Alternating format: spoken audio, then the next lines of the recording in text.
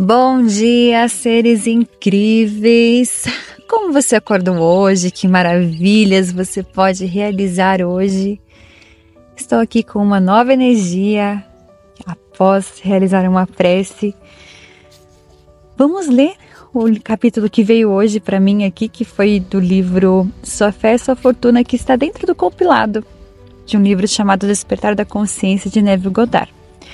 Olha o título: Nenhum Outro Deus. E ele começa citando alguns versículos da Bíblia, tá? E eu vou ler bem com calma aqui. Como vocês já sabem, ao final eu faço as minhas pequenas e simples reflexões. E gostaria muito que vocês participassem também, comentando o que acharam da leitura e como a gente pode contribuir um com o outro. Porque essa vida é isso, né, gente? É relação de troca. Então, fico aqui no aguardo de vocês para saber o que vocês acharam e qual a interpretação que vocês podem dar a esse capítulo. Vamos à leitura na íntegra, então? Capítulo 8, Nenhum Outro Deus. Assim diz o Senhor, Rei de Israel, seu Redentor, o Senhor dos Exércitos. Eu sou o primeiro e eu sou o último, e além de mim não há Deus. Isaías 44, versículo 6. Eu sou o Senhor teu Deus, que te tirou da terra do Egito, da casa da escravidão. Não terás outros deuses além de mim. Deuteronômio 5, versículos 6 e 7. Não terás nenhum outro Deus além de mim. Pelo tempo em que o homem sustentar a crença em um poder externo a si mesmo, pelo mesmo tempo ele roubará de si próprio a força do ser que lhe é de verdade. Cada crença que ele mantém em poderes externos a si, sejam para o bem ou para o mal, se tornarão os moldes das suas imagens e esculturas adoradas. Então Jesus entrou no templo e expulsou todos os que ali vendiam e compravam, derrubou as mesas dos cambistas e as cadeiras dos que vendiam pombas. Mateus 21, versículo 12.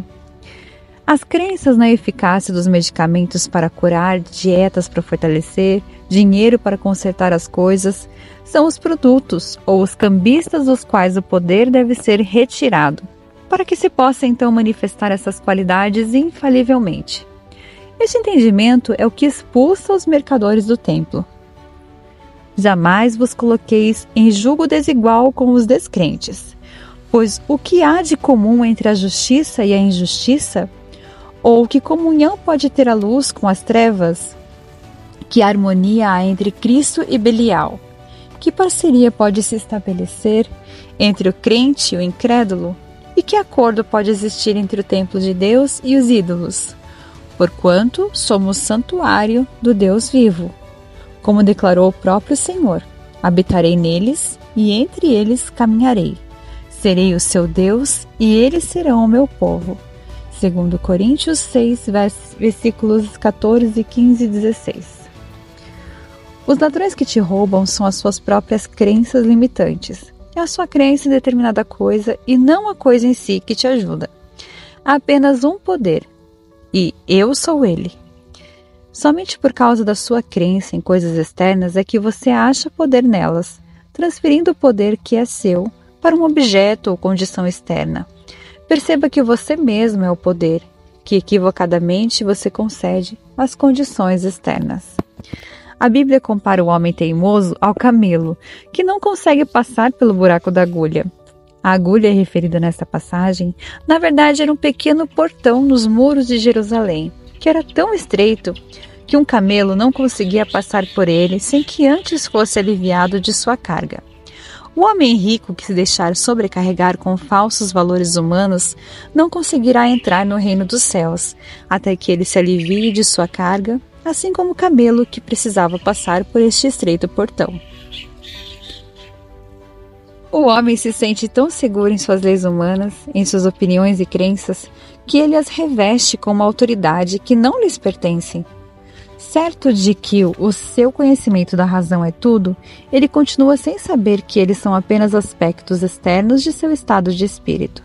Quando ele percebe que a consciência de uma qualidade exterioriza essa qualidade sem o auxílio de qualquer outro valor, ele estabelece o único valor verdadeiro, a sua própria consciência. O Senhor está em seu templo sagrado. Abacuque 2, versículo 20. A consciência habita dentro daquilo que ela é consciente de ser. O homem é o Senhor e o seu templo.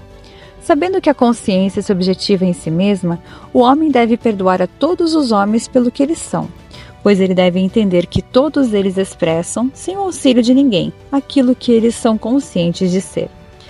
Certa ocasião, Pedro e João estavam subindo ao templo na hora da oração, isto é, às 3 horas da tarde. E aconteceu que um homem, aleijado de nascença, estava sendo carregado para um dos portões do templo, chamado de o Portão Formoso. Todos os dias o colocavam ali para pedir esmolas aos que entravam no templo. Quando ele viu que Pedro e João iam entrar no templo, pediu que lhe dessem um donativo. Fixando nele o olhar, Pedro, em companhia de João, disse: "Olha para nós!" E o homem olhou para eles com atenção, na expectativa de receber deles alguma ajuda. Então afirmou-lhe Pedro: "Não possuo nem prata e nem ouro, mas o que tenho, isto eu te dou. Em nome de Jesus Cristo, o Nazareno, ergue-te e anda." E segurando-o pela mão direita, ajudou-o a levantar-se. E naquele mesmo instante, os pés e tornozelos do homem ficaram firmes, e de um salto pôs-se de pé e começou a andar. Logo em seguida, entrou com eles no pátio do templo, andando, saltando e louvando a Deus. Quando todo o povo o viu andando e adorando a Deus, reconheceram que era ele, aquele mesmo homem que estivera prostrado, junto ao portão formoso do templo, e ficaram cheios de pasmo e assombro com o que lhe acontecera. Atos 3, versículos do 1 ao 10. Pedro, o homem disciplinado ou iluminado, sabia que uma mudança de consciência pode produzir uma mudança de expressão. E em vez de se solidarizar com os mendigos da vida humana no portão do templo, ele declarou: "Ouro e prata eu não tenho para te dar, mas aquilo que eu tenho, a consciência da liberdade, isso eu te dou." Por esse motivo, uma vez mais quero encorajar-te que reavives o dom de Deus que habita em ti, segundo Timóteo 1, versículo 6. Pare de mendigar e afirme-se ser o que você decidir ser. Faça isso e você também vai saltar do seu mundo aleijado para o mundo da liberdade, cantando louvores ao Senhor. Eu sou. Porque maior é aquele que está em vós do que aquele que está no mundo. 1 João 4, versículo 4. Este é o grito de todos os que descobrem a sua consciência de ser como Deus, o Cristo Salvador. O reconhecimento deste fato automaticamente purifica o templo, a sua consciência, dos ladrões e assaltantes, restituindo a você este domínio sobre as coisas que você perdeu no momento em que você se esqueceu do comando. Não terás outros deuses além de mim.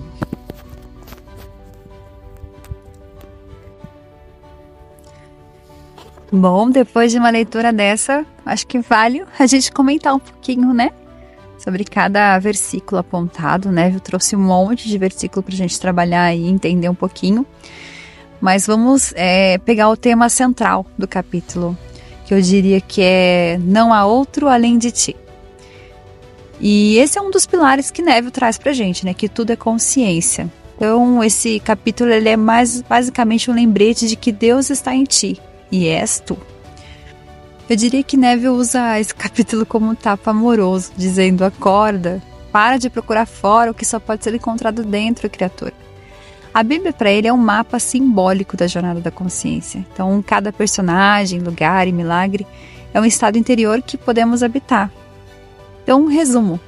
Neville começa esse capítulo nos lembrando de uma coisa essencial. Deus não está fora de você. Deus é a sua própria consciência, o famoso eu sou. E quando ele diz não há outro além de ti, ele não está falando do ego humano, mas sim dessa centelha divina, criadora, que vive em cada um de nós. Ele costura esse sentimento, ensinamento, com vários versículos bíblicos. Olha só que forte esse aqui de Isaías 44:6. Eu sou o primeiro e eu sou o último, fora de mim não há Deus. Ou seja, antes de qualquer manifestação, existe o eu sou. É esse estado de consciência que cria realidades. Aí vem Deuteronômio 5:7. Não terás outros deuses diante de mim. Neville interpreta isso assim, ó. Toda vez que você duvida de si, que coloca a escassez, o medo, a opinião alheia acima da sua fé, você está adorando outros deuses, está negando o seu poder criativo. É bem diferente do que a gente vê as religiões pregando, né? Então essa forma metafísica, ela está mais a ver com aquilo que está interno dentro de você. Aí tem também um versículo que me toca muito, que é de 2 Coríntios 6,16. Que união há entre o templo de Deus e os ídolos? Para Neville, você é o templo, seu corpo, sua mente, sua imaginação, e tudo isso é sagrado. Então cuidado com os pensamentos e as crenças que você deixa morar aí dentro. E ainda para fechar com chave de ouro, em 1 João 4,4, maior é o que está em vós do que o que está no mundo. Tá sentindo o peso disso? O que está dentro de você é mais forte do que qualquer crise, qualquer aparência, qualquer desafio externo. Você muda por dentro e o mundo responde por fora. Esse capítulo é mais um chamado para a gente parar de buscar fora o que só pode ser encontrado dentro. E sempre, né? Novamente, todos os capítulos estão trazendo essa lembrança para a gente. Então, se você quer manifestar uma vida nova, e eu me incluo nessa, uma situação financeira diferente, também me incluo nessa, um relacionamento saudável, começa com o teu eu sou. Sente, afirma, acredita e o resto se transforma. Se essa mensagem ressoou com seu coração e se você sentiu de permanecer aqui comigo, todos os dias eu tenho enviado as pílulas de Neville Goddard, onde eu leio um trecho do capítulo do livro, né, O Despertar da Consciência, aleatório. Não tão aleatório, porque antes eu faço uma prece e eu sinto muita energia quando eu vou abrir o livro e fazer a leitura. Então eu tenho certeza que essa leitura de hoje ressoou com você que está aqui conectado. Então, por favor, se puder curtir, se puder comentar, se puder se inscrever no canal, vai ser muito bem-vindo aqui. Um grande beijo e maravilhoso dia para vocês.